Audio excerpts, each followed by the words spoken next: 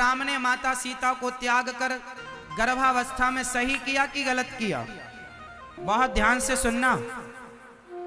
जब माता सीता गर्भवती हुई तो भगवान राम ने माता सीता से पूछा कि सीता तुम्हें क्या चाहिए,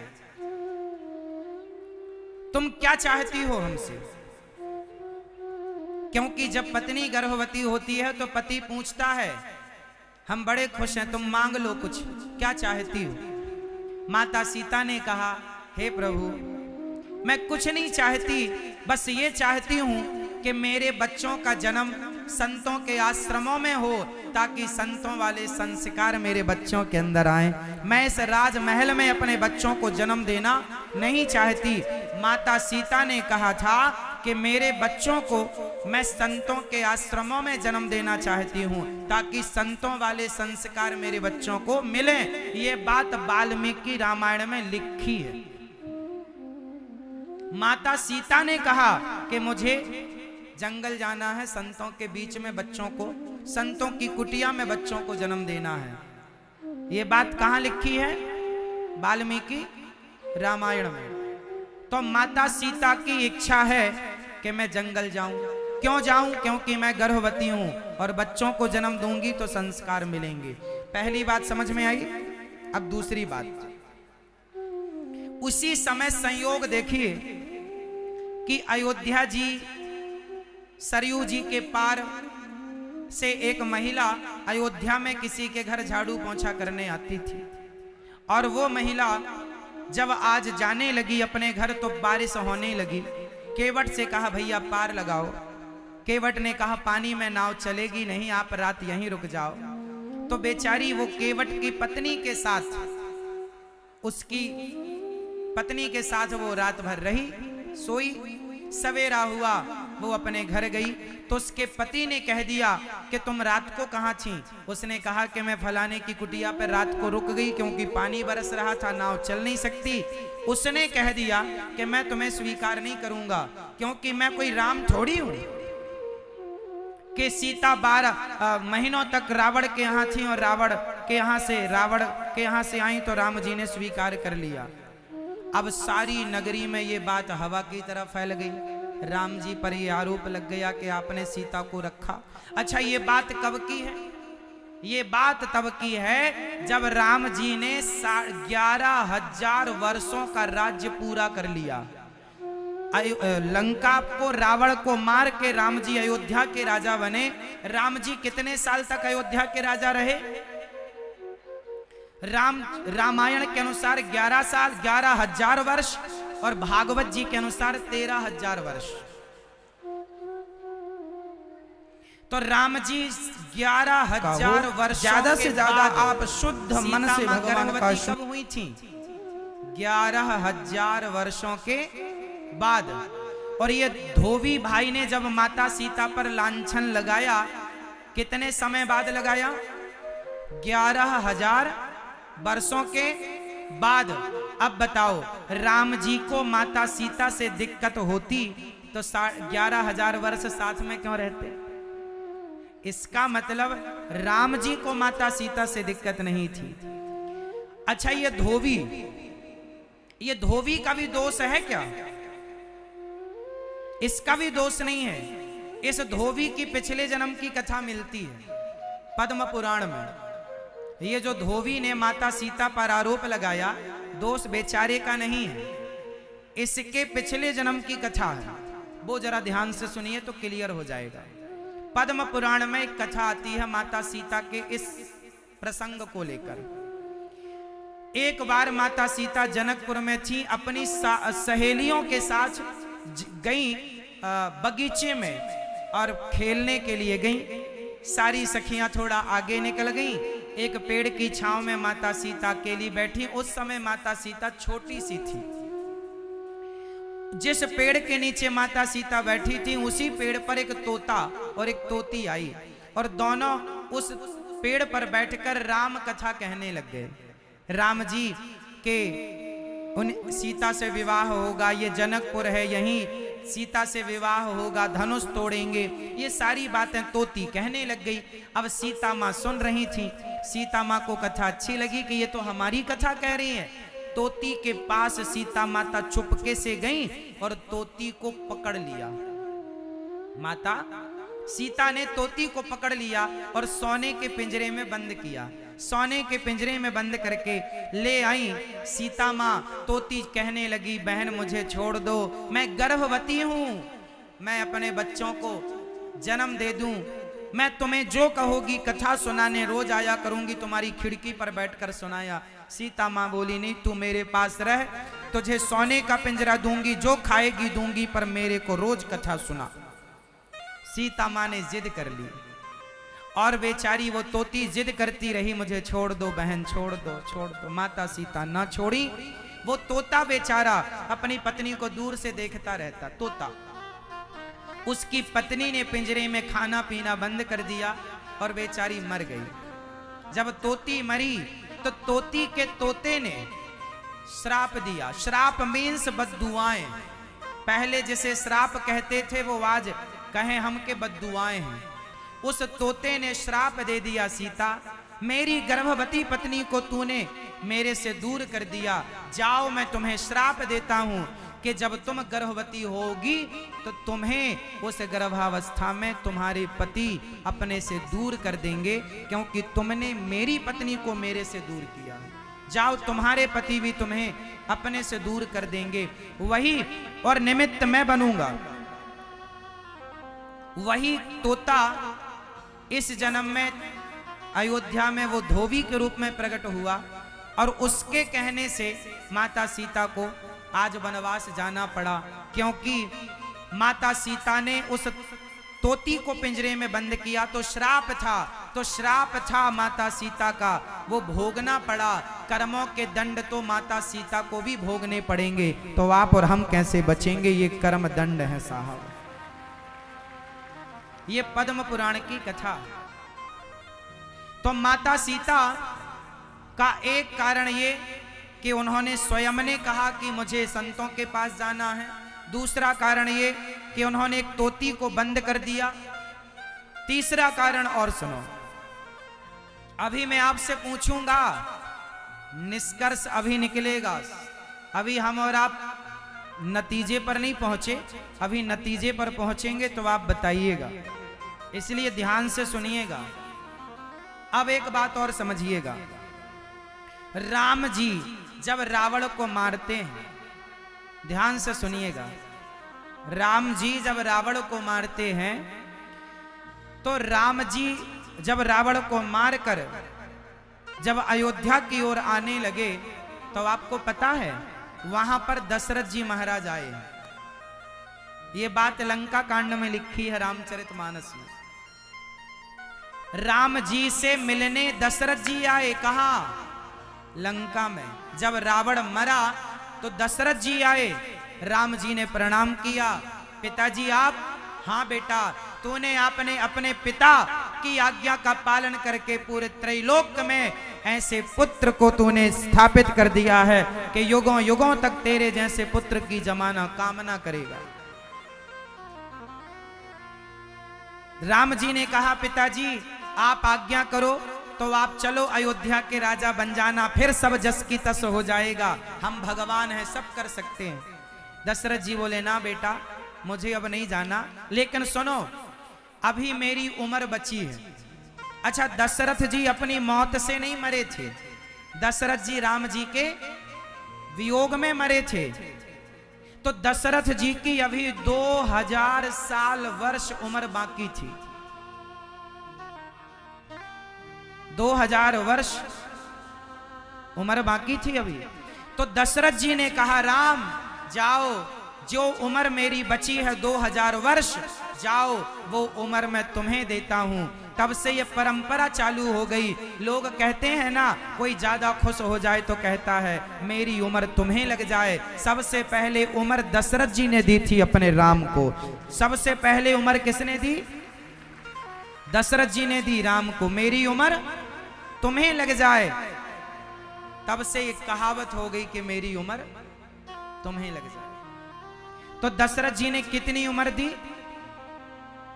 जोर से 2000 साल।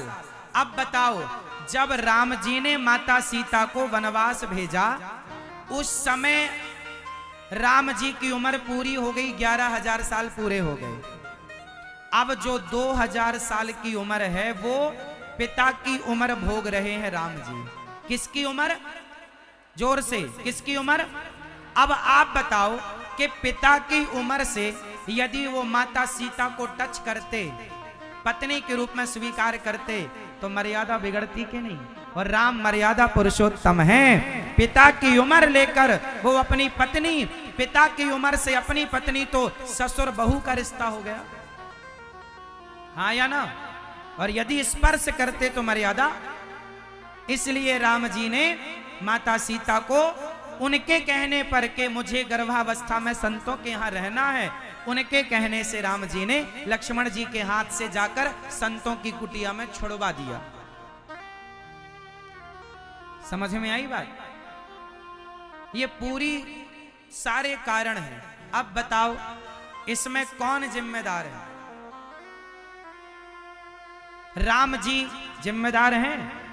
राम जी एक राजा है, और राजा के सामने यदि प्रजा कह रही है कि आपकी पत्नी को हम रानी के रूप में स्वीकार नहीं करेंगे, तो राजा का धर्म है प्रजा की बात मानना। यदि नहीं मानते राम जी, तो लोग कहते लो पत्नी के लिए प्रजा की बात नहीं मानते, तो राम जी पर परिवार के पक्षपात का आरोप लग जाता। आप यदि राजा होते, राम जी की जगह होते, तो आपका निर्णय क्या होता? कभी राम जी की जगह अपने आप को बिठाकर उस स्थिति, उस सिचुएशन पर जाकर देखिएगा, गहराई से विचार करिएगा। राम जैसा आदर्श, राम जैसा चरित्र इस धरती में केवल राम का ही रहा, उनके बाद किसी का नहीं रहा। ऐसे प्रभु राम को हम बारंबार प्रणाम करें और उनकी चरण धूलि अपने माथे से लगाएं। धन्य है मेरे रघुनंदन, जो निर्गुण निराकार ब्रह्म परमात्मा आज सगुण साकार राम बनकर प्रकट हुए। ऐसे राम। अच्छा, राम और सीता गिरा अर्थ जल बीच सम कहियत भिन्न न भिन्न, ये भिन्न है ही नहीं। अच्छा, एक बात और बताओ, रावण ने जिन माता सीता को चुराया, वो माता सीता असली थी कि नकली थी? बताओ।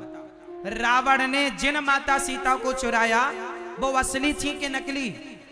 जोर से। तो फिर असली कहां थी उस समय? उस समय असली कहां थी? अग्नि में वास कर रही थी। और जो नकली सीता थी वो कौन थी? उस समय सीता का अभिनय किसने किया था?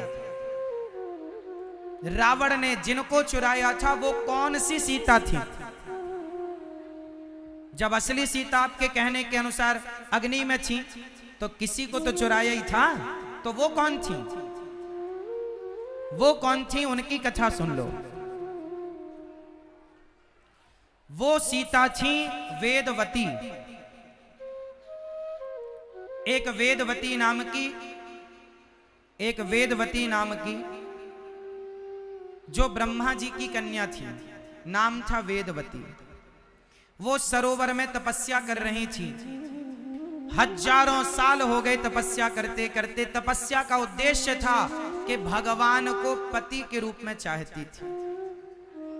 किस रूप में चाहती थी? जोर से। पति के रूप में, भगवान को अपना पति के रूप में चाहती थी। एक दिन रावण चला गया वहां पर जहां माता वेदवती तपस्या कर रही थी। तो रावण ने वेदवती को देखा तो बड़ी सुंदर थी। रावण लट्टू हो गया और रावण ने बाल पकड़ लिए, माता वेदवती के केस पकड़ लिए। और जब केस पकड़ा तो माता को क्रोध आया। माता ने क्रोध में कह दिया, रावण, आज के बाद तूने यदि किसी स्त्री को उसकी मर्जी के बिना यदि तूने उसका स्पर्श किया तो तेरा सर्वनाश हो जाएगा। मैं कहती हूं, और तूने मेरे केस पकड़े हैं, तूने मेरी तपस्या बिगाड़ी है, जा, तेरे सर्वनाश का कारण मैं बनूंगी। ये श्राप मिला था, रावण चरणों में गिर पड़ा, मां पहचान ना पाया, क्षमा क्षमा क्षमा।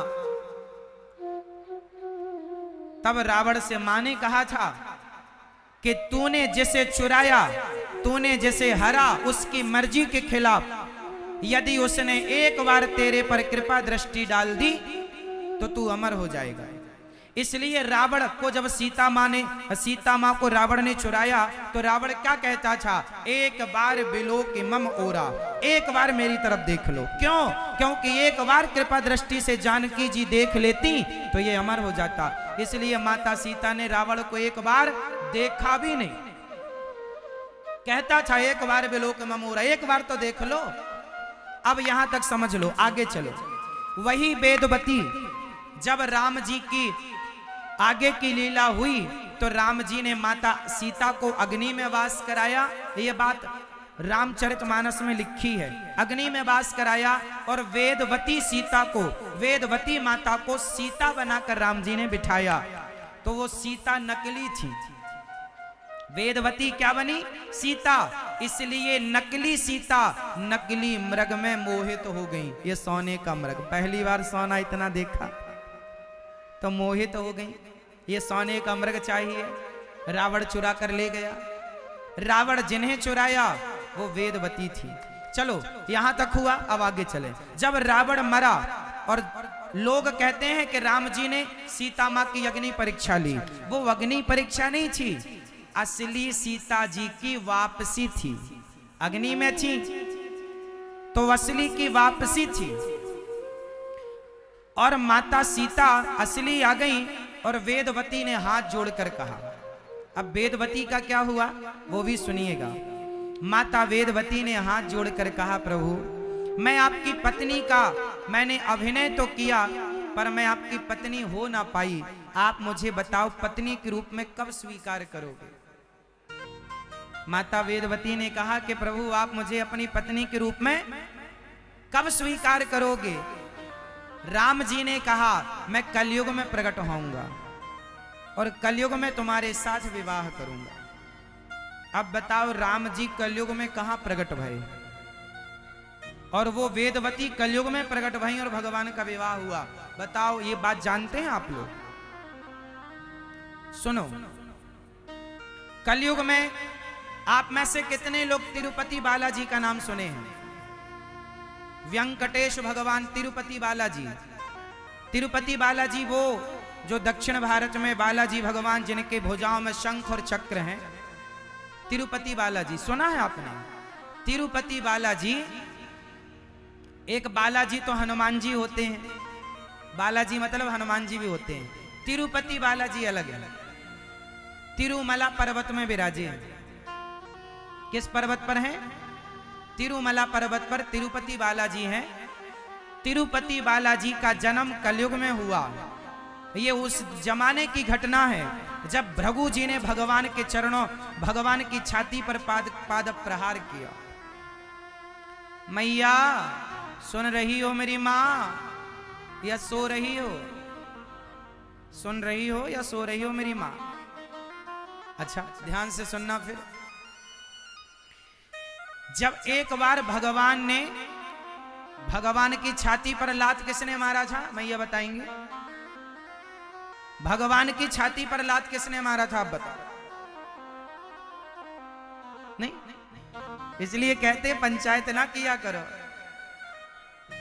आप बताओ बेटा, आप बताओ किसने मारा था? किसने मारा? भृगु जी ने। का भृगु को घट गयो जो भृगु मारी, का हरि को घट गयो जो भृगु मारी लात। आपने गोपाल जी को देखा होगा, उनके हृदय में आज भी पांव का निशान होता है। वो लात किसका है?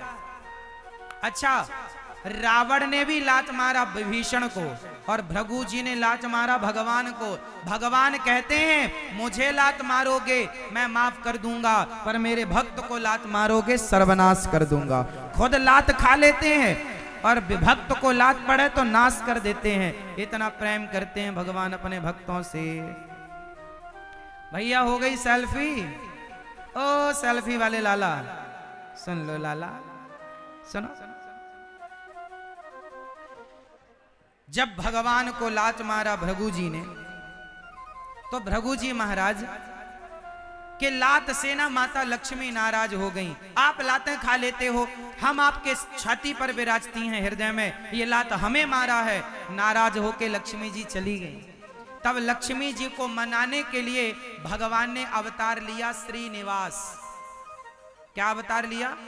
श्रीनिवास के नाम से आए, और श्रीनिवास के नाम से वो दक्षिण भारत में तिरुमला पर्वत में जहां माता लक्ष्मी जी विराजी, वहीं आसपास चले। तभी वहां पर वही वेदवती नाम की कन्या का जन्म हुआ और उनका नाम पड़ा पद्मावती। क्या नाम पड़ा? पद्मावती। तो वही वेदवती कलयुग में पद्मावती बनकर आई, जिससे भगवान श्रीनिवास का विवाह हुआ। फिर लक्ष्मी जी आई तो उनसे विवाह हुआ, फिर भूदेवी से विवाह हुआ,